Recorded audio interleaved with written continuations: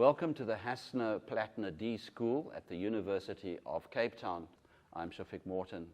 During the course of this special program, we're going to be talking to a number of the participants. Our first one from Living Soils is Nomhla Skuyuye. Welcome to the show. Tell us something. What do you understand about the circular economy? I think we begin in my context with the communities.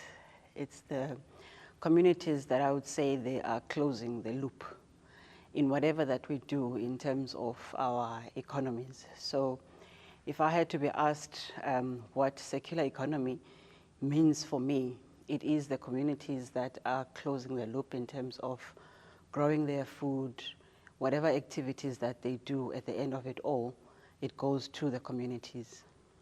So is it a case of taking something that exists already, it may not be in very good shape, and going through a process of regeneration and renewal in this circle, which is not a self-defeating circle? Absolutely. So it is actually taking something that, whatever that has been broken, that you are able to redo and reimagine. So if you had to look at the communities, it's more about how do you reimagine something that would have otherwise gone to waste and impacted our environments. And so that is, so it's absolutely that. Now you've got your organization, it's called Living Soils. Actually, I like that idea.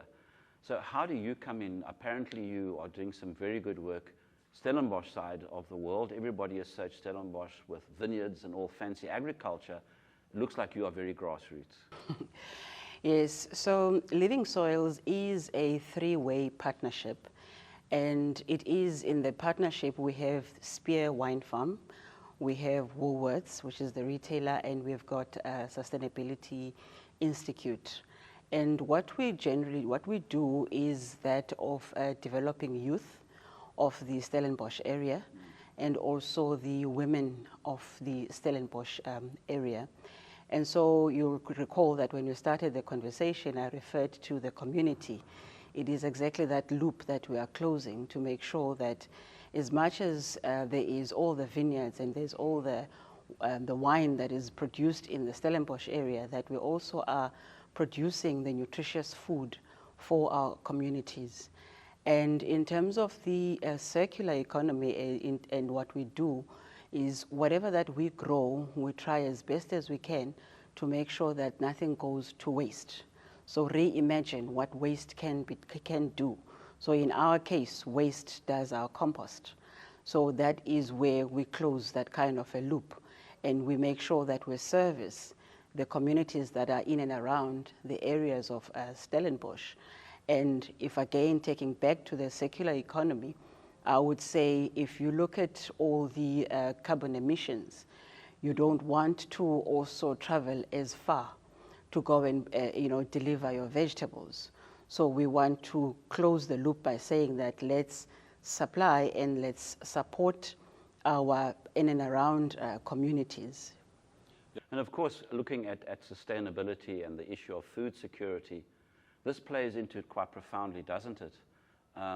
We are on a continent which is food challenged, as it were, yet on our own back door, in our own backyard, we can actually create food and make an environment which is more sustainable and in fact more green as well. We do the regenerative agriculture and basically training our students also to reimagine the way farming is being done or the conventional kind of ways that we're used to in terms of farming. Basically saying let's go back to basics and use what we've got, and so that is basically where we are based in the Stellenbosch area. And of course, talking about Living Soils, I've been told you can farm in a blikkie. You can put one tomato plant, and that can actually give a lot of tomatoes to one family. So is this what you're aiming at in terms of the students that you have, showing them that they can actually go home, and wherever there's a piece of earth, they can make it bear fruit? So we're training our interns and the women that are on the farms that they're able to go back to their communities and be able to grow their own food and teach their own communities. We do have, even in the area where there is one of our former interns that is managing it's about 12 gardens in their communities, where the communities are growing their own food, and she's teaching them the back to basics, you know, to say, use what you've got, even if it is a small container, you can put in soil and grow one plant of tomato can even give you about, say, 100 kilos of tomatoes from one plant. So, you know, I always say that over time, communities have been taught that what you buy in town is best. We're going back now to say that that's nonsense. Okay, yes. In fact, what you are growing in your own backyard could never be, you know, it can never be, what is grown in town or what you buy in town can never be better than what you are growing, because in your growing your own food, we do what we call, you've got now, we speak about sovereignty. You've got your own, own control of your own food, what goes into your own food. Whereas if you go into, and I take nothing away from the retailers, we need them. But what we're trying to build here is that communities are able to provide their own food in their own food kind of systems. So, yeah. Yeah, and looking at the whole situation in terms of tangibles, what's the feedback that you're getting when people find that they can actually grow their own food? Organically is probably another word we can use, but of course, the circular economy, I think, describes it far better. But the feedback, what sort of feedback do you get? As Living Soils, we're getting quite great feedback in the Lynedorp Valley, which is obviously situated in the Stellenbosch area. I think we're one of the most prominent organizations when it comes to food security of the area. We're currently donating our food to about 20 families, and I always say to people, to some people 20 might sound like, it's only 20, but if you look at a family is usually comprised of about 4 to 6 people in a family, so you can multiply that by 20, that's quite a number of people that you're feeding. And you go back to schools as well that we are supporting. They are always grateful for the food that we are growing for them, and we actually get quite great compliments in even the flavor of the food, the taste of the food, that it is flavorsome, it is wholesome, and there are people who've been doing some work in terms of the nutrition of the communities.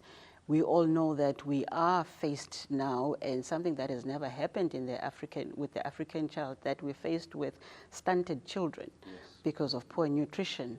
So by doing all the work that we are doing, we are actually helping to, you know, to get these communities to be able to grow wholesome, healthy children. A final question. Where are you going in the future? How do you see your future? We see ourselves, firstly, we want to master our project. We want to master this model so that we are able to replicate it across the country. So currently the model is sitting with and it was founded by the 3 partners in the Western Cape region. It is our vision that we would see it replicate in other provinces with probably other partners in the different provinces. And it might take a different shape, it might take a different form of offering, but the basis of Living Soils will always be there.